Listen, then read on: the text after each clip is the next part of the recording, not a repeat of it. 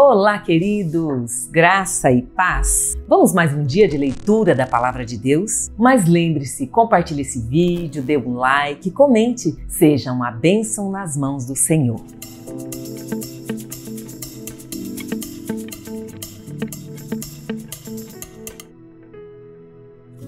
Vamos lá ao Salmo 122. O título dele é Cântico de Peregrinação Davídico, um salmo de Davi. E ele começa dizendo: Alegrei-me quando me disseram, vamos à casa do Senhor. Olha que coisa maravilhosa! Ele ficou alegre de ir à casa do Senhor. Como você fica quando chega o dia de estar na casa do Senhor? É motivo de alegria? Porque, queridos, quando nós vamos à casa do Senhor, é o lugar de cura, é o lugar de milagres, o lugar de adoração. E só se alegra em ir à casa do Senhor aqueles que nele confiam. No versículo 6, ele vai estar dizendo: orem pela paz de Jerusalém, vivam em segurança aqueles que te amam. O que nós aprendemos então? Que oração é mandamento. Orem pela paz de Jerusalém, vivam em segurança aqueles que te amam. Orar é um mandamento. Orar pela paz. Às vezes, queridos, nós podemos estar aflitos diante de situações tensas, diante de notícias de guerra, diante de problemas que roubam a nossa paz. E sabe qual é o resultado? A oração. Verso 8, ele diz assim, que ele vai estar orando, ele vai estar falando para o Senhor. Em favor dos seus amigos direi, paz seja com você. Em favor dos meus amigos,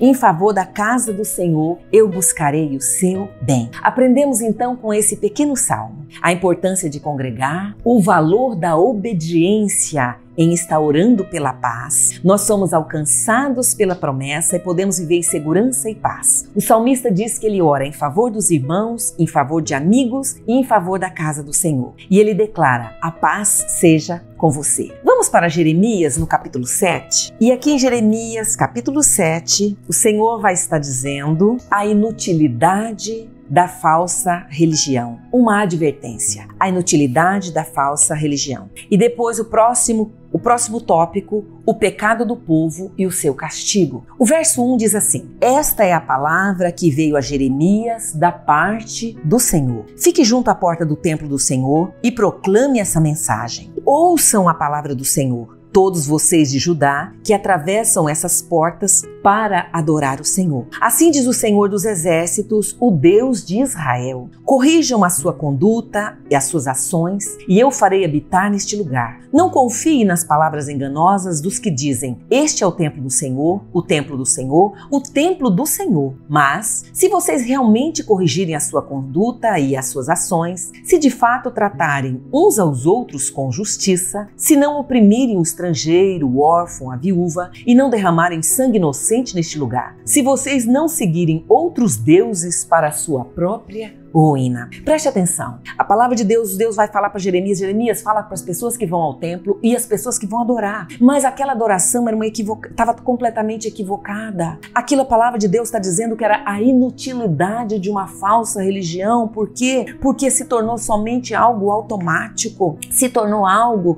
que não estava no coração. Não se preocupava com as suas atitudes, eles não se preocupavam com o seu comportamento. Eles só falavam, estamos no templo do Senhor e vai dar tudo certo. Verso 8, ele diz assim, e também, além das pessoas estarem com o coração enganoso, elas também estavam dando ouvidos a palavras enganosas. Verso 8 diz assim, mas vejam, vocês confiam em palavras enganosas e inúteis. Vocês estão acreditando em palavras que eu não autorizei, que eu não disse para vocês acreditarem, que é contra meus princípios. Sabe, queridos, e a palavra de Deus, ele vai falar então, que esse culto hipócrita e sem compromisso não estava agradando o coração de Deus. No versículo 16, ele vai dizer assim, eu e você, Jeremias, não ore por esse povo. Preste atenção, queridos, não ore por esse povo, não faça súplica, nem faça pedidos a favor dele, não interceda por ele junto a mim, porque eu não ouvirei. O Deus estava tão revoltado. O juízo de Deus já estava decretado. Vamos agora também para o tópico aqui, o capítulo 8. Presta atenção, juízo vindo sobre a nação, culto hipócrita e qual foi o próximo passo? O pecado do povo e o seu castigo. Ah, queridos, a palavra de Deus diz que ele não vai deixar, ele não vai ter por inocente aquele que transgride os caminhos do Senhor. A palavra vai dizer assim: eles apegam-se ao engano e recusam-se a voltar. Eles têm prazer em ouvir coisas que agradam os seus ouvidos, recusam-se a voltar para os caminhos do Senhor. Versículo 7. Até a cegonha no céu conhece as estações que lhe estão determinadas. A pomba, a andorinha e o tordo observam a época da migração. Mas o meu povo, diz o Senhor, não conhece as exigências do Senhor, não conhece as leis do Senhor. E agora olha a consequência. Visto que vocês rejeitaram a palavra do Senhor, que sabedoria é essa que eles têm? Porque rejeitaram a palavra. Aqui o versículo 10, a parte B, desde o menor até o maior, todos são gananciosos, tanto os sacerdotes como os profetas, todos praticam a falsidade, praticam como estilo de vida, praticam sem nenhum temor ao Senhor. E a palavra vai dizer aqui no versículo 19, a parte B, porque eles me provocaram a ira com os seus ídolos, com os seus inúteis deuses estrangeiros. Queridos, a consequência do pecado, a consequência do juízo de Deus sobre a nação. E o Senhor vai dizer por quê? Porque eles se recusaram a voltar aos caminhos do Senhor. Vamos para 2 Timóteo, no capítulo 2. Em 2 Timóteo, capítulo 2, o Senhor vai estar falando, o apóstolo Paulo vai estar mandando uma carta, e ele vai estar falando uma carta para Timóteo, e ele vai estar dizendo: portanto, você, meu filho, fortifique-se na graça que há em Cristo Jesus e nas palavras que me ouviu dizer na presença de muitas testemunhas. Confias a homens fiéis que sejam também capazes de ensinar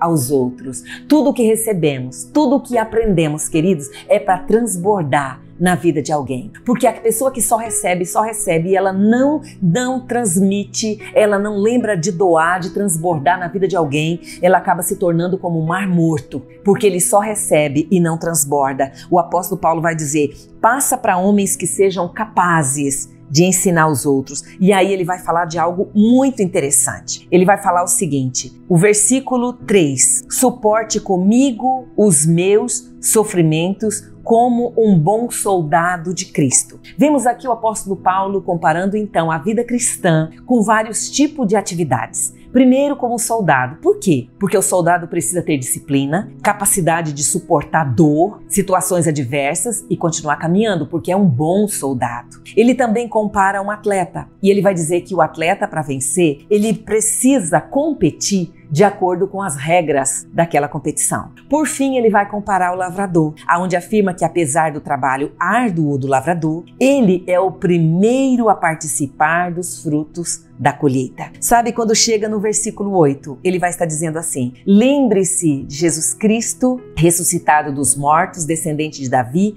conforme o meu evangelho. Eu sofro por esse evangelho como um criminoso, ele vai estar falando, mas ele vai dizer algo muito importante. A palavra não está presa. Timóteo, eu estou aqui, eu estou sendo preso como um criminoso, eu estou aqui acorrentado, eu estou aqui em um espaço limitado. Ah, Timóteo, mas se lembra, a palavra é poderosa, a palavra não está presa. Semeie essa palavra, transborde essa palavra, seja bênção nas mãos de outras pessoas, na mão daqueles que precisam ouvir. O verso 19, ele é tremendo. Ele vai estar passando mais alguns critérios, porque ele vai a seguir ele vai estar falando de qualidades do obreiro aprovado. Não se envolve em discussão, não, que não vai trazer proveito, ele maneja bem a palavra, cuidado com o que você fala, o impacto das suas palavras na vida dos outros. Mas o versículo 19 tem uma chave tremenda. Ele vai falando assim: entretanto, o firme fundamento de Deus permanece inabalável e selado, permanece inabalável, selado e com essa inscrição. Observe,